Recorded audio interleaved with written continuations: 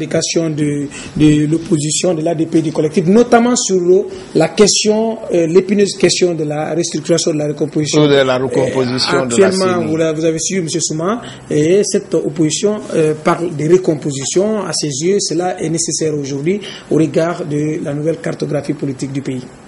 Bon, je voudrais dire d'abord à M. Souma que peut-être il a dit oublier dans le journal démocrate numéro 570, M. Sidia Touré a dit clairement que seule cette CENI a la compétence d'organiser les élections législatives en Guinée.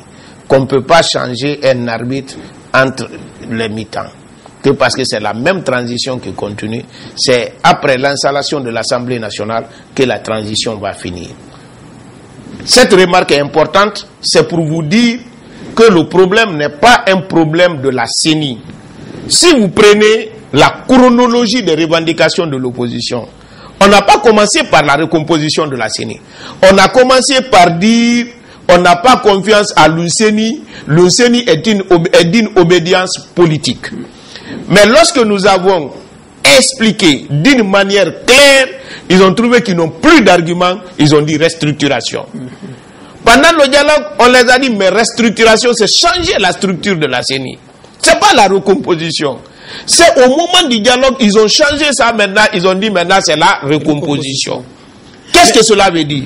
Lorsqu'on dit par exemple, on n'a pas d'accord avec l'UNCENI, il est d'une obédience. Nous leur avons dit que ça c'est mettre le débat trop bas.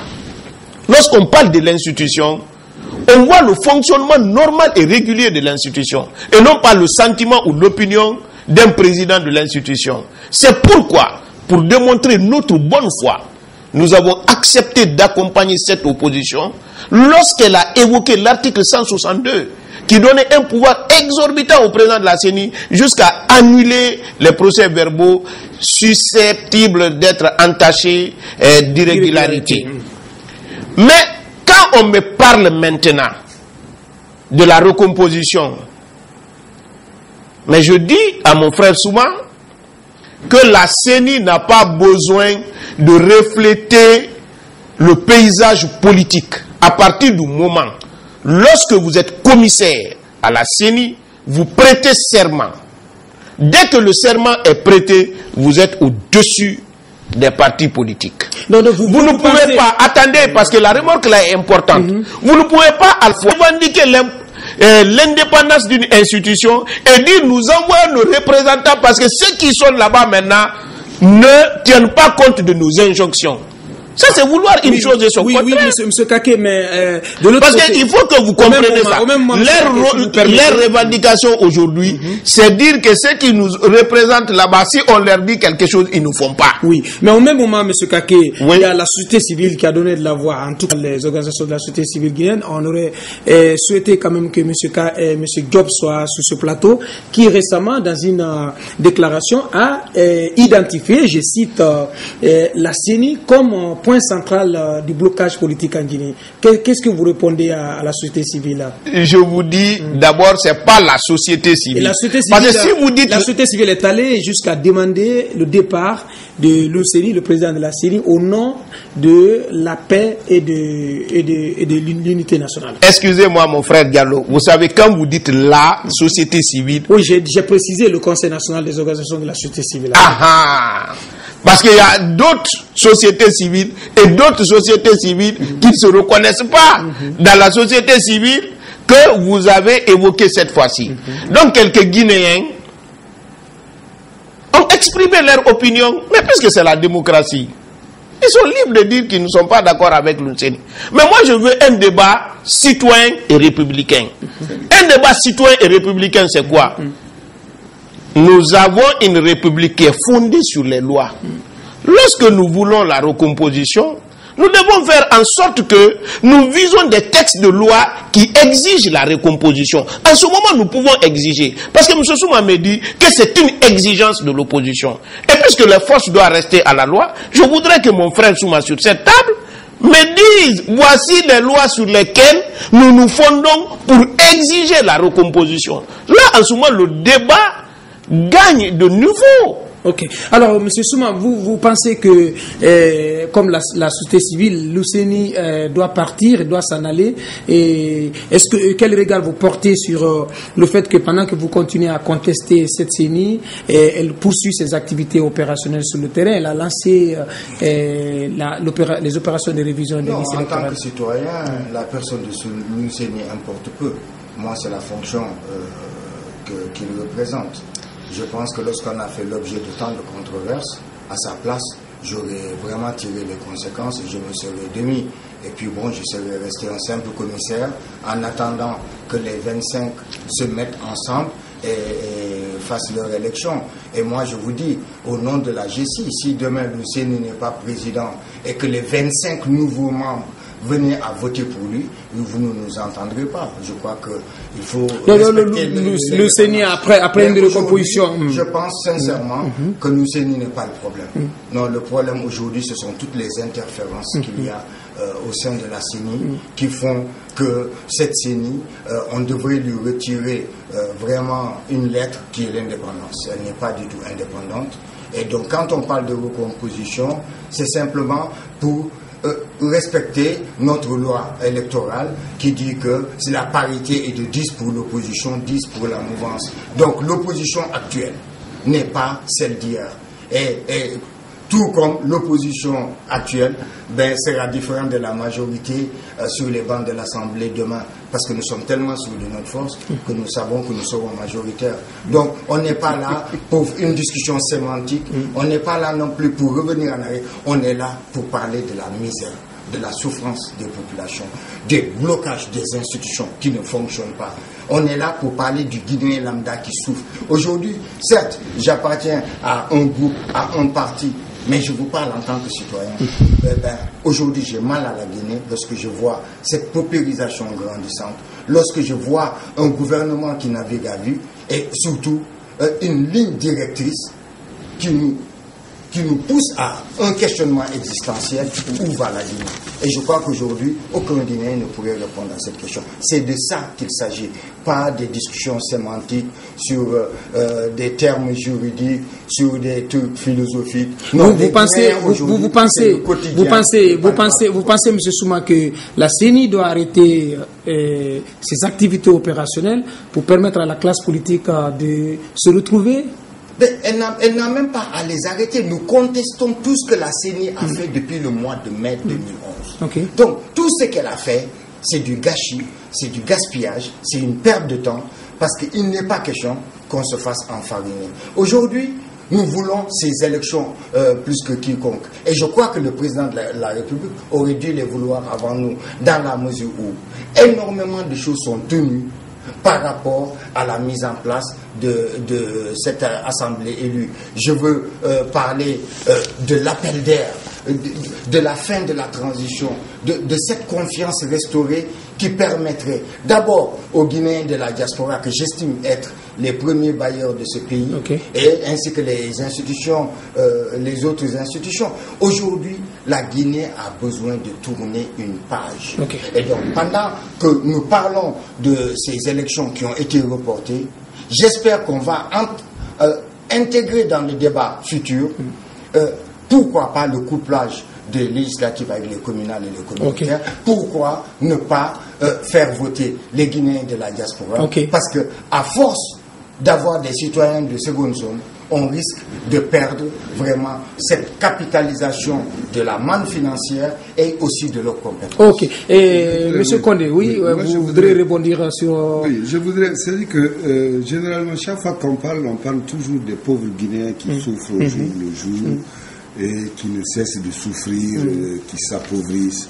Mais on oublie que la Guinée n'est pas née en 2010. Et que la plupart des gens aujourd'hui qui sont dans cette opposition ont eu des pouvoirs de décision très élevés pour conduire des politiques économiques. Et que ces politiques économiques-là ont abouti à la marche de janvier 2007 qui a fait 267 morts, 1200 blessés. Il faut qu'on soit, toute proportion gardée, il faut qu'on réfléchisse. On est en train de faire une marche Chacun doit prendre sa part. Mais quand on se dit que non, il n'y a que l'autre est incapable, on prend toujours l'exemple par le bas pour dénoncer la situation de la Guinée. Okay. Chaque fois que vous faites une proposition, on dit oh non, laisse tomber ça. Ils ont fait ça ailleurs, ça n'a pas marché. Ok. Concrètement, monsieur concrètement, est-ce que aujourd'hui cette opposition qui n'est pas d'accord sur la configuration actuelle de la CENI peut faire confiance à une CENI qui, par 2 fois, a annoncé un chronogramme et elle n'a pas pu le problème, les respecter. Justement, le problème, c'est qu'on a toujours très mal compris. Le chronogramme de la CENI est une date indicative. Ce n'est pas une date impérative. Okay. D'accord. On a eu le 29 décembre, on a eu le 8 juillet. Et même pendant les présidentielles, on a eu plusieurs dates avant d'aller aux élections le 7 novembre. C'est clair. La date impérative, c'est celle fixée par décret de convocation du chef de l'État. Du corps électoral. Donc, en réalité, il n'y a pas eu report des élections. Parce qu'il y a report quand il y a une date légale. Il n'y a pas eu report des élections. Ça, il faut le préciser pour tout le monde. La CENI a donné une date indicative en tenant compte de plusieurs facteurs. 1. De 2, cette date n'a pas été respectée. Pourquoi? Parce que alors juste pour revenir, pourquoi le président n'a pas pris le décret de convocation du corps électoral? Parce qu'entre-temps, il y a eu le dialogue politique qui a demandé à la CENI de suspendre ses activités pendant 2 semaines. Ensuite, le même dialogue politique a abouti à la nécessité de l'audit du fichier électoral. Deuxièmement. Troisièmement, on a demandé à la CENI de faire un appel d'offres pour recruter un opérateur technique local. Donc, ces délais n'ont pas permis à la CENI de remplir toutes les activités fixées dans son chronogramme. Bien. Qu'à cela ne tienne, ils sont allés jusqu'à obtenir, au cours de ce dialogue, que l'on réécrive l'article 162, qui a été réécrit. Et le même dialogue a dit, bon, nous allons mettre en place une cellule technique qui va accompagner la CENI dans ses prises de décision et dans l'exécution de ces décisions. Si vous voulez, le président de la République a fait preuve de sa volonté. Il a dit ceci: j'ai été démocratiquement élu, bien que certains contestent les résultats. J'ai été démocratiquement élu. Je ne peux pas cautionner une élection truquée. Donc, il faut croire en la sincérité de ses propos. Et c'est pourquoi il a accepté de rencontrer personnellement les gens. Avant de refuser de signer, de publier le décret, il a rencontré la classe politique et les diplomates. Et il leur a tenu le même langage. Vous voulez une élection transparente? Je suis prêt pour une élection transparente. Vous voulez un fichier fiable? On va avoir un fichier fiable. On va s'engager. Donc, selon vous, l'opposition devrait attendre que toutes ces bonnes intentions se matérialisent sur le terrain? Je crois que lorsque vous dialoguez, il faut que les partenaires se fassent confiance. Lorsque vous ne vous faites pas confiance, c'est très difficile. Même une élection transparente comme un verre d'eau sera toujours contestée. Il y a quand même ce mur de méfiance. Oui, mais le mur de méfiance a existé en Guinée. C'est pourquoi il y a eu la CENI. C'est parce qu'en 2007, 267 personnes sont mortes qu'on a obtenu la CENI. Et dès après les élections, on a dit, la mouvance présidentielle, le président a demandé à ce que l'on change la CENI. Le ministre de l'administration du territoire a demandé à ce que l'on fasse un audit de la CENI. La même opposition a dit niet. On ne peut pas changer d'arbitre. Ce qui était blanc hier est devenu soudain noir aujourd'hui. Et on recycle. Et après on dit, non, nous avons la volonté d'aller à des élections. Ils ont commencé par dire, on va empêcher les élections. Ensuite, quand ils ont fait le meeting à Bonfim, ils ont dit, on n'empêche plus les élections. On va aller à des élections le plus tôt possible, mais à des élections crédibles et transparentes. Ensuite, au sortir de Bonfim, on nous dit, non, maintenant, il faut empêcher même la révision. Parce que nous, on est en train de parler de révision. Techniquement, en tant qu'expert électoral, ce qui se passe, c'est une révision. Okay. Et ça, je mets quiconque au défi de me démontrer le contraire. Alors, vous trouvez cette opposition de mauvaise foi?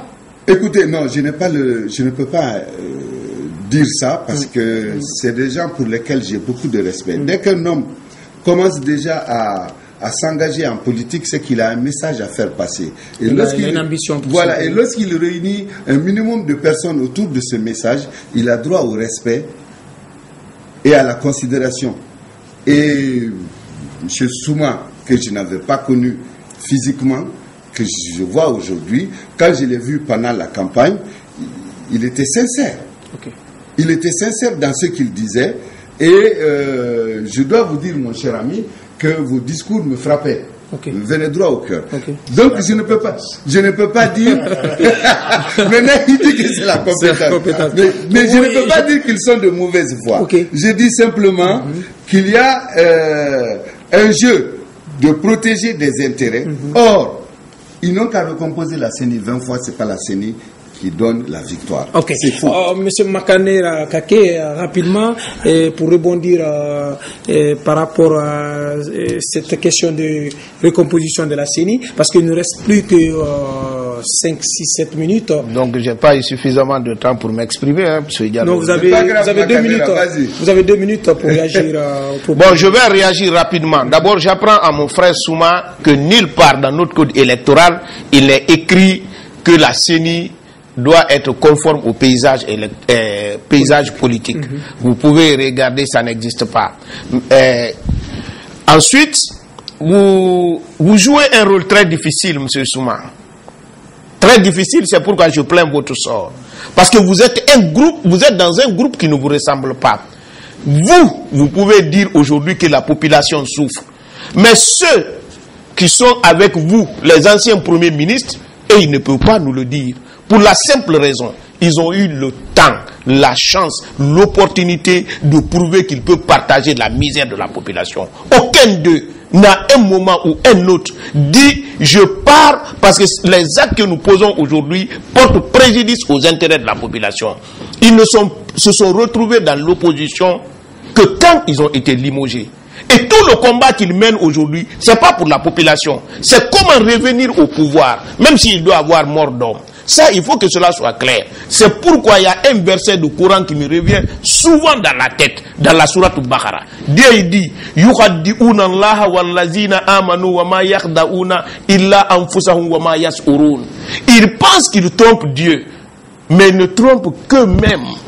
Aujourd'hui, un ancien premier ministre qui a appartenu même à un régime militaire où les premières élections ici en Guinée avaient l'allure d'une guerre, qui a accepté ça.